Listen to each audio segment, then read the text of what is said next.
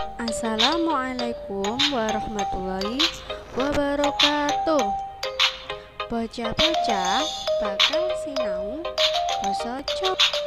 Basa Jawa materi saiki ngerakit tembung lan nyalin ukara. Nah, apa bocah-bocah wis siap kabeh sinaune?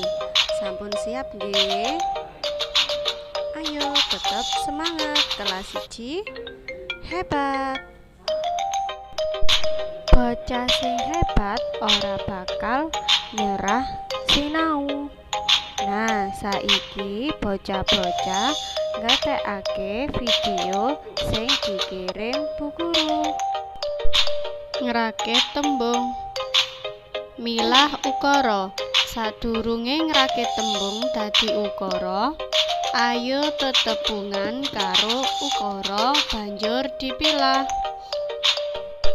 Tuladhane yaiku Budi tuku bakso.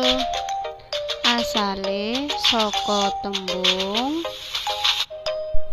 Budi dipilah, tuku dipilah, bakso.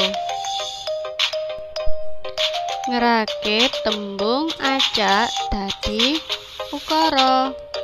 Ayo saiki ngerakit tembung dadi ukara. Yen tembung ditata bener bakal dadi ukara sing dimengerti. Tuladhane Ibu pilah nginum, pilah jus, pilah jeruk. Tembung-tembung kuwi dirakit dadi ukara. Ibu nginum jus jeruk.